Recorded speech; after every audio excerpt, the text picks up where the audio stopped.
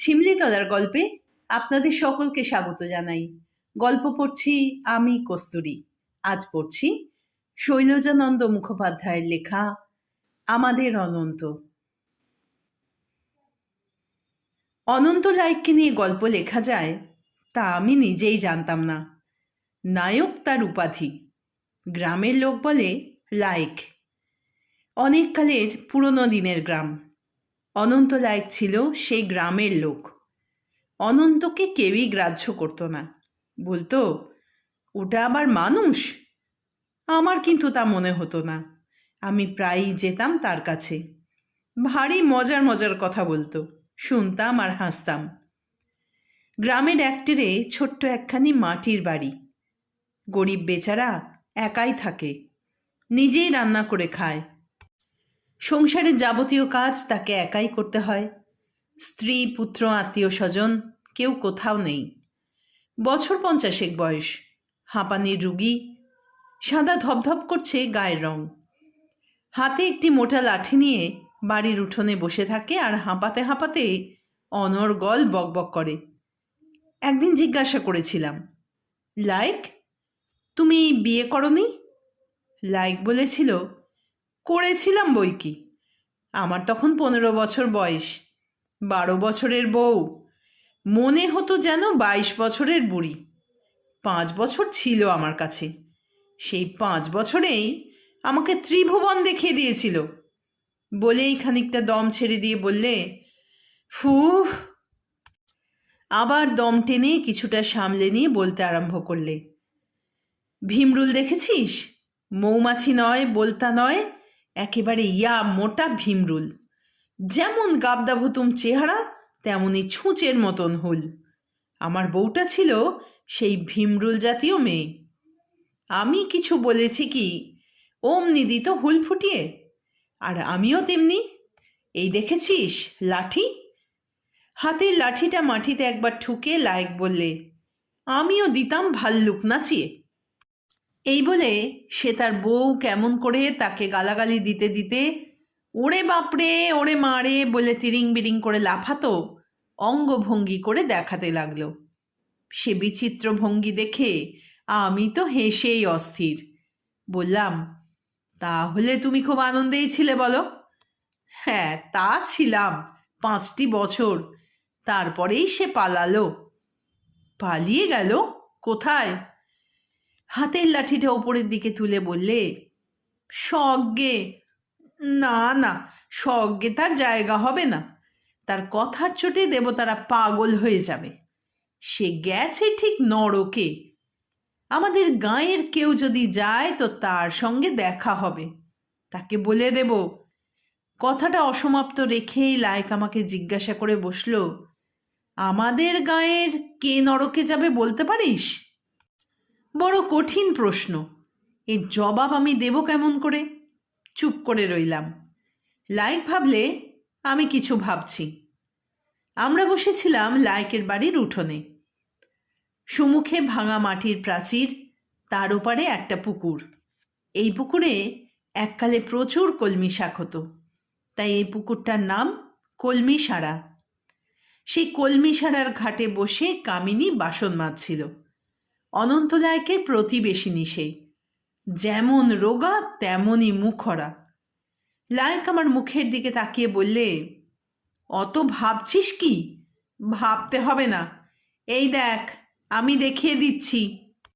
বলেই হাতের লাঠিটা উঁচিয়ে কামিনীকে দেখিয়ে দিয়ে বললে, এই কামিনী মাগি যাবে নরকে। ভাঙা দেয়ালের ফাঁকে সবই দেখা যায়। কামিনী দেখতে পেলে অনন্ত তারই দিকে তাকিয়ে লাঠি দেখিয়ে কি যেন বলছে।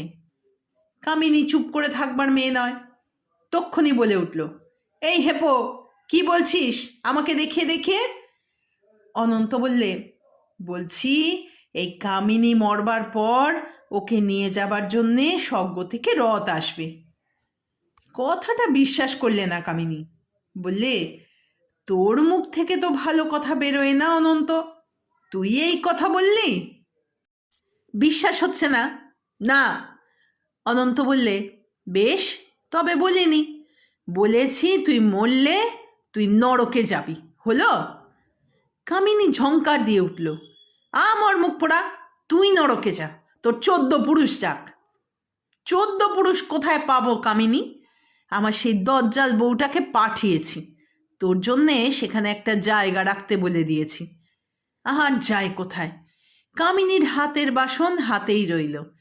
ঘাটের জলে দাঁড়িয়ে চিৎকার করে এমন সব কথা বলতে লাগলো যা শুনলে কানে আঙুল দিতে হয়। অনন্তও কথা বলতে জানে, সেও কিছু বাকি রাখলে না, তবে হাঁপের টানের জন্যে খুব বেশি চেঁচাতে পারলে না। শুধু বললে, বল, তোর যা খুশি তাই বল।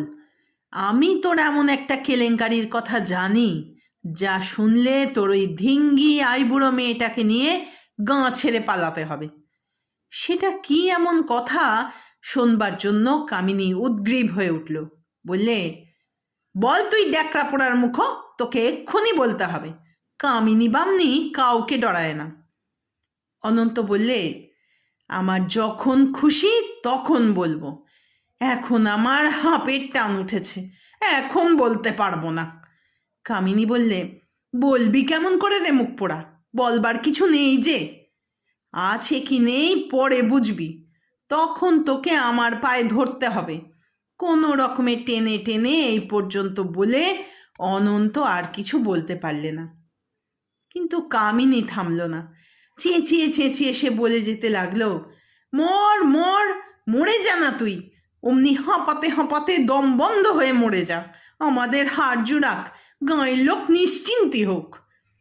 অনন্ত কথা বলতে পারছে না, তখনও সে হাঁপাচ্ছে আর আমার দিকে তাকিয়ে মাঝে মাঝে বলছে, শুনলি শুনলি? অনেকক্ষণ পরে একটু সামলে নিয়ে বললে, এই মাগি সর্বনাশ আমি করব করব করব, তুই দেখে নিস।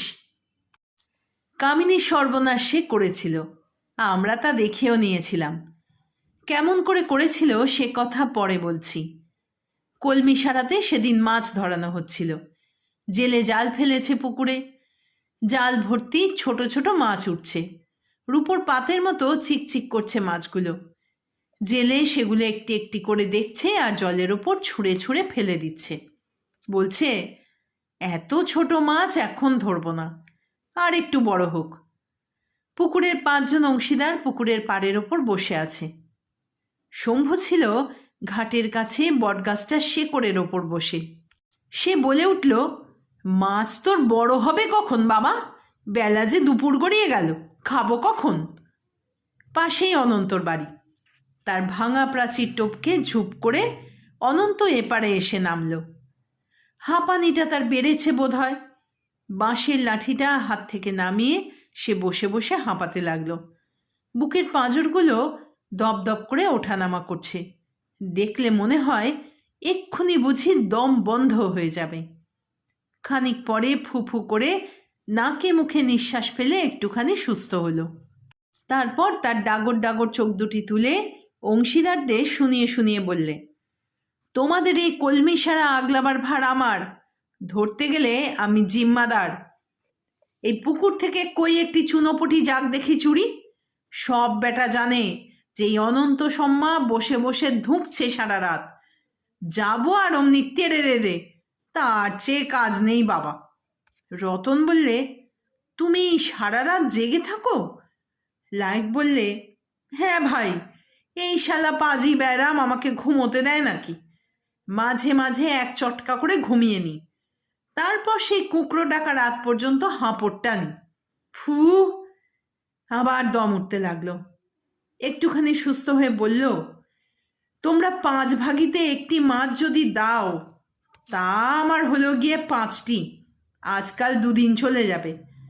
আজ বেলা হয়ে গেছে, অন্ন আমার পিস্তুত, আজ শুধু হাতা চচ্চড়ি, কালকে বসে বসে কালিয়া রাঁধব। বলতে বলতে সে উঠে দাঁড়ালো। না, রোদে বসি, শালা বাতাসের চোটে একবার হাওয়া গাড়ি ছুটিয়ে দিলে। গাছের তলা থেকে সরে অনন্ত একটু দূরে গিয়ে বসল। পাশেই ছিল নিশু ভট্টাচ। অনন্তর হাঁপানির কষ্ট দেখে বললে, তুমি ময়নাবুনির ওষুধ খেলে না কেন অনন্ত? ধম্মরাজের মাদুলি। ওষুধ মাদুলির নাম শুনে দপ করে যেন জ্বলে উঠল অনন্ত। বললে, ধেত্তেরি ওষুধ কাঁকা, ওষুধের নাম করিস না আমার কাছে। তারপর তার হাতের ঠ্যাঙ্গাটা বার কতক মাটিতে ঠুকে ঠুকে বলতে লাগলো, ঠাকুর দেবতার ইয়ে করি আমি, জানিস, সব বেটাবেটিকে চেনা আছে আমার। 25 গন্ডা মাদুলি নিয়েছিলাম, আর না হবে তো হাজারো রকমের ওষুধ, কিন্তু ব্যারামের কই এতটুকু টলবেটল হলো? সেই যে কে সেই। শেষকালে রেগে মেগে দিলাম ছিঁড়ে একদিন সব মাদুলিগুলো। পটাপট ছিঁড়েছি আর ফেলেছি এই কলমি সারার জলে। ব্যাস, এইবার একদিন শিঙে ফুঁকে দিলেই খালাস। শিঙের আওয়াজ পেলে আসিস যেন তোরা। ফু। একসঙ্গে অনেকগুলো কথা বলে অনন্ত আবার দম টানতে লাগলো। সামনে দিয়ে একটা কালো কুকুর পেরিয়ে যাচ্ছিল। অনন্ত তার পিঠের ওপর দিলে এক লাঠি বসিয়ে। কুকুরটা কাঁই কাঁই করে ছুটে পালালো। আর একটু হলেই বাছাধন চণ্ডীচরণ।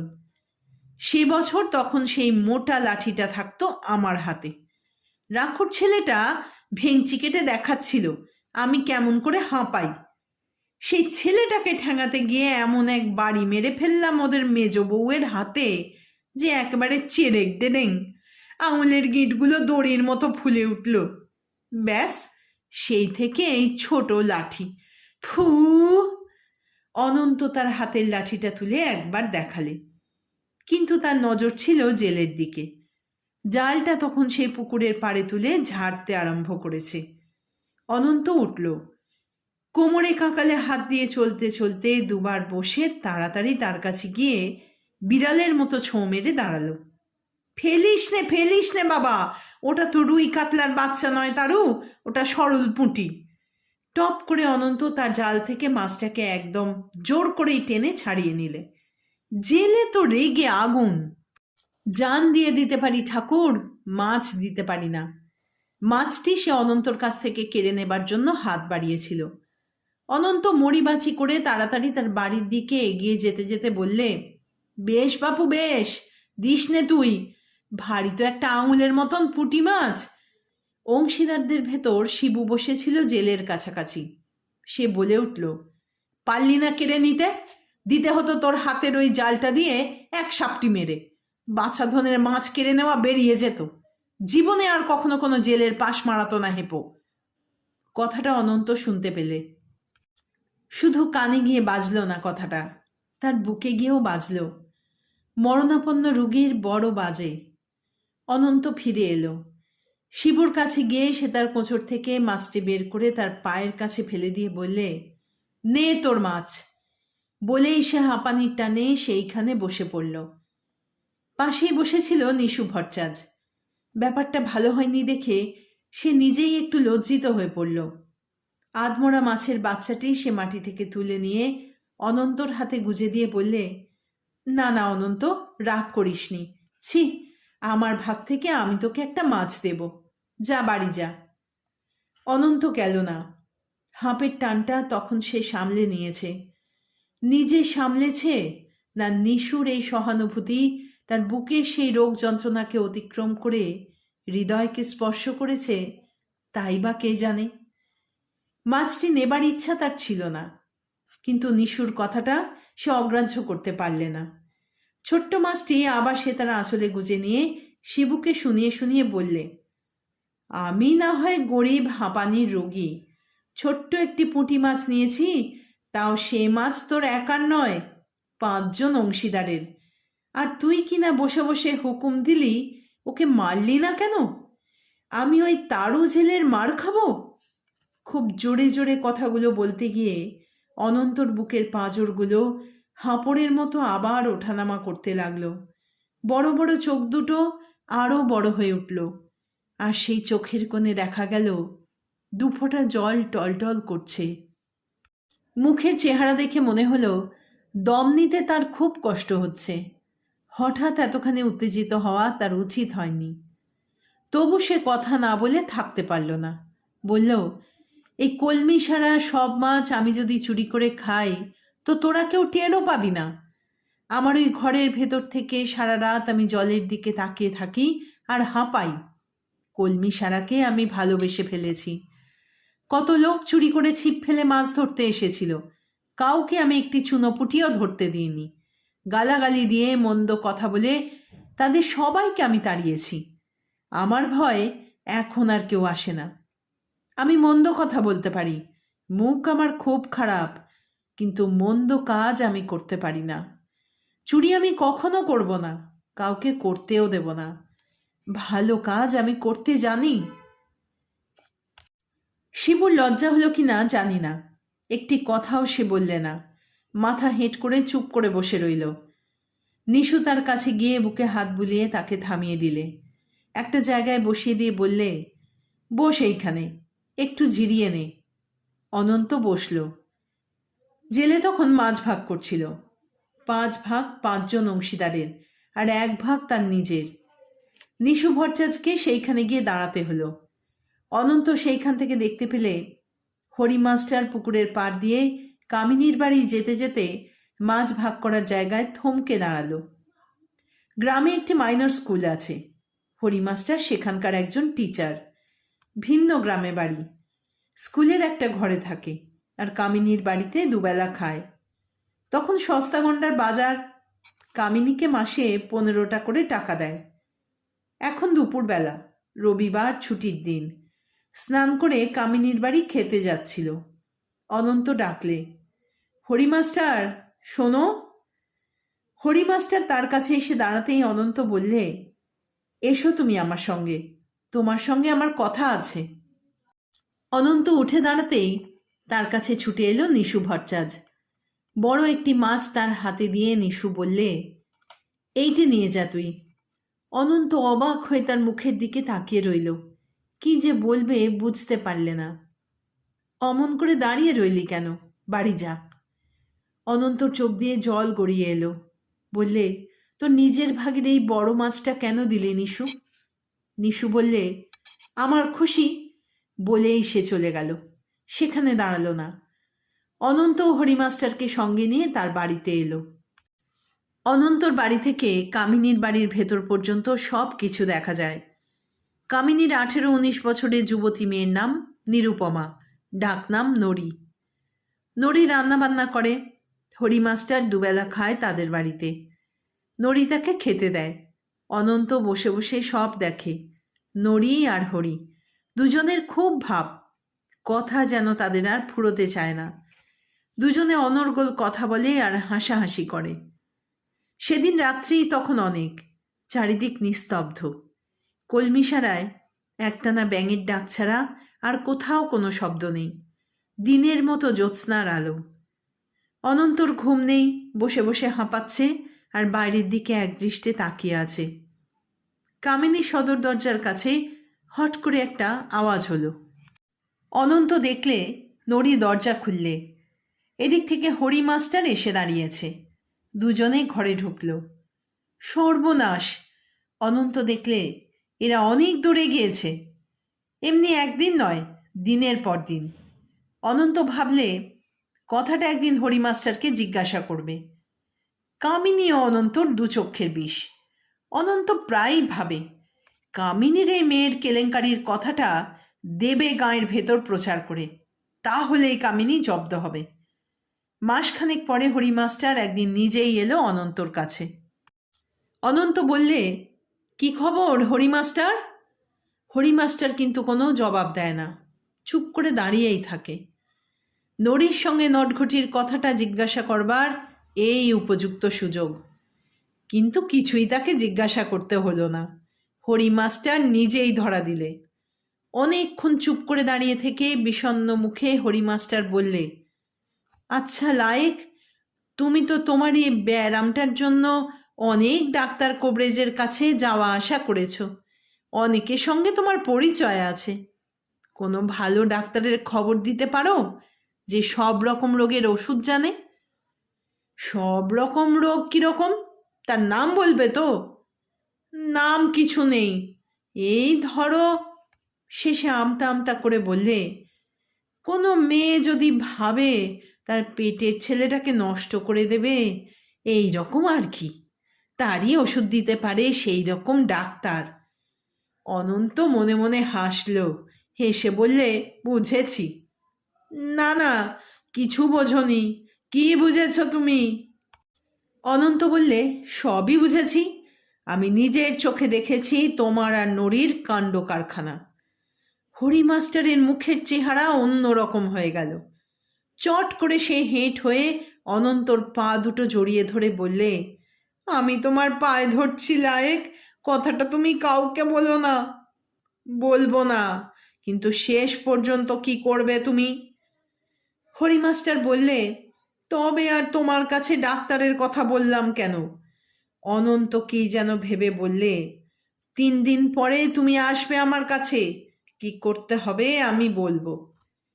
কিন্তু এই 3 দিনের ভেতরই, মানে তার পরের দিনই, কলমিসারার ঘাটে কামিনীর সঙ্গে অনন্তর ঝগড়া হয়ে গেছে। সেই জন্যেই অনন্ত বলেছিল, আমি তোর এমন একটা কেলেঙ্কারির কথা জানি, যা শুনলে তোর ওই ধিঙ্গি আইবুড়ো মেয়েটাকে নিয়ে গাঁ ছেড়ে পালাতে হবে। এর জন্য কামিনীও তাকে বলতে কিছু বাকি রাখেনি, গালাগালি দিয়ে বলেছিল, তুই আমার কিচ্ছু করতে পারবি না, মুখ পোড়া। অনন্ত সেদিন 3 সত্যি করে বলেছিল, তোর সর্বনাশ আমি করব করব করব। আজ তার সুযোগ পেয়ে গেল অনন্ত। 3 দিন পরে হরিমাস্টার তার কাছে আসতেই অনন্ত বললে, তুমি কিছু ভেবেছ মাস্টার? মাস্টার বললে, ভাববে তো তুমি লায়েক। অনন্ত বললে, আমি যা বলবো তা তুমি শুনবে? হ্যাঁ, শুনবো। নড়ির মা কিছু জানে? না। অনন্ত জিজ্ঞাসা করলে, তোমার বাড়িতে কে আছে? আমার বুড়ি মা ছাড়া আর কেউ নেই। তোমার বাড়ির অবস্থা কেমন? মাস্টার বললে, খুব খারাপ নয়, জমি জমা যা আছে তাই দিয়ে চলে যায়। অনন্ত বললে, এখানকার এই চাকরিটা যদি ছেড়ে দাও তাহলে কেমন হয়? তাহলে শোনো লায়েক। এই বলে হরিমাস্টার বসলো তার পাশে। বললে, নড়ির যখন ওই রকম হয়ে গেল তখন আমি একবার ভেবেছিলাম। বলেই চুপ করে রইল মাস্টার। মনে হলো কথাটা সে বলতে পারছে না। অনন্ত বললে, চুপ করে রইলে কেন? কি ভেবেছিলে বলো? হরিমাস্টার বললে, ভেবেছিলাম চাকরিটা ছেড়ে দিয়ে বাড়ি চলে যাই। তারপর ভাবছিলাম নড়ির কি হবে, তাই যেতে পারিনি। ভেবে ভেবে কিচ্ছু করতে না পেরে তোমার কাছে এসেছি। কামিনীর ওপর রাগ তখনও পড়েনি অনন্তর। অনন্ত বললে, এছাড়া তোমার আর কোনো পথ নেই মাস্টার। তুমি চাকরি ছেড়ে দিয়ে বাড়ি চলে যাও, নইলে এ কথা জানাজানি হয়ে গেলে গ্রামের লোক তোমাকে মেরে ফেলবে। কথাটা শুনে হরিমাস্টারের মুখখানি শুকিয়ে গেল। শুধু বললে, আপনি যেতে বলছেন আমাকে? হ্যাঁ বলছি। নড়ির কি হবে? অনন্ত বললে, সে আমরা দেখে নেব, তুমি তো বাঁচবে। মাস্টার বললে, তবে তাই হোক, মাইনেটা পেলেই আমি চলে যাব। সেই কথাই ঠিক ছিল। হরিমাস্টার মাইনে পেলেই গ্রাম ছেড়ে চলে যাবে। কামিনী বিপদে পড়বে, অনন্ত তাইতেই খুশি। কামিনীকে তখন সব কথা খুলে বলতেও হবে না। মাস্টার চলে গেলে তার মেয়ে নড়ি কেঁদে কেঁদে মাকে বলবে। এমন সময় কলমিসারার সামান্য একটি মাছ আনতে গিয়ে কি ঘটনা যে ঘটে গেল, যার জন্য অনন্ত একেবারে অন্য মানুষ হয়ে গেল। হরি মাস্টারকে পুকুরের পাড় থেকে বাড়িতে ডেকে এনে অনন্ত বললে, মাস্টার, তোমার বাড়ি যাওয়া হবে না। হরি মাস্টার বললে, বাড়ি যেতে তো আমি চাইনি লায়েক, নড়ির জন্যে আমার বুক ফেটে যাচ্ছে। অনন্ত জিজ্ঞাসা করলে, নড়িকে তুমি ভালোবাসো না ফুর্তি করেছ? হরি মাস্টার বললে, না লায়েক, আমি তোমার পা ছুঁয়ে বলছি, নড়িকে আমি সত্যি ভালোবাসি, বাড়ি যেতে আমি চাই না। অনন্ত হাঁপাতে হাঁপাতে বললে, ব্যাস, তাহলে নড়িকে তুমি বিয়ে করো। সে কথা আমি ভেবেছিলাম লায়েক, কিন্তু নড়ির মায়ের ভয়ে আমি কিচ্ছু বলতে পারিনি। একটু সামলে নিয়ে অনন্ত বললে, সে ভার আমার। কিন্তু তোমার সঙ্গে নড়ির মায়ের তো সদ্ভাব নেই লায়েক। সেদিন কলমিসারার ঘাটে তোমার সঙ্গে তার কি হয়েছে জানি না, তবে সারাদিন ধরে তোমাকে সে গালাগালি দিয়েছে আমি শুনেছি। এরপর তুমি তাকে এ কথা বলবে কেমন করে? ধ্যাত্তেরি, তুমি মাস্টার না ঘোড়ার ডিম? হাঁপাতে হাঁপাতে এই কথা বলে অনন্ত। নড়ি এলো, এসেই কাঁদতে লাগলো। নড়ির কান্না আর থামে না। লাইক বললে, আমার কাছে কেঁদে কি হবে? যা তোর মায়ের কাছে গিয়ে কাঁদগে যা। নড়ি কিন্তু এক পাও নড়ল না, দাঁড়িয়ে দাঁড়িয়ে কাঁদতে লাগলো। অনন্ত শেষে নিজেই গেল কামিনীর কাছে, হিড়হিড় করে টেনে নিয়ে গেল হরি মাস্টারকে আর নড়িকে। শোন, এইবার আমি তো সব বোনাস করে দিতে পারি কিনা। সব কিছু শুনে কামিনী তো অবাক। অনন্তর সাজানো ব্যাপার নয় তো, কামিনী ভাবলে, কিন্তু নড়ির কথা শুনে বিশ্বাস হলো। তারপর আবার ঝগড়া। অনন্ত বলে, বিয়ে আমার বাড়িতে হবে। কামিনী বলে, তোর বাড়িতে হবে কেন রে মুখ পোড়া? আমার বাড়ি নেই? শেষ পর্যন্ত ঠিক হলো বিয়ে কামিনীর বাড়িতেই হবে, কিন্তু বউ ভাত হবে অনন্তের বাড়িতে। যেহেতু হরি মাস্টারের কেউ কোথাও নেই, তার যে মা আছেন কামিনীর কাছে গোপন করে গেল। অনন্ত বললে, আমারও কেউ কোথাও নেই। আমার জমি জমা যা কিছু আছে সবই দিয়ে যাব হরিকে আর নড়িকে। তুই দেখ মুখ পুড়ি, আমি ভালো কাজ করতে জানি। কামিনী বললে, তোকে ভালো কাজ করতে আমি দেবো কেন রে মুখ পোড়া? আমার জমি জমা নেই? তুই নড়ির 14 পুরুষের কে রে? শেষ পর্যন্ত ফয়সালা হয়ে গেল, বিয়ে অনন্তের বাড়িতেই হবে। কামিনী শুধু দেখবে দাঁড়িয়ে দাঁড়িয়ে। আমি শুধু দাঁড়িয়ে দাঁড়িয়ে দেখব? তুই কন্যা সম্প্রদান করবি আর আমি হব বরকর্তা। কামিনীকে শেষ পর্যন্ত সব কথাতেই রাজি হতে হলো। গ্রামের লোক নেমন্তন্ন খেতে এসে কামিনী ও লাইকের ভাব দেখে তো অবাক। মনে হচ্ছে যেন অনন্তর হাঁপের ব্যারাম কখনো ছিল না। কামিনী কথা বলতে জানে না।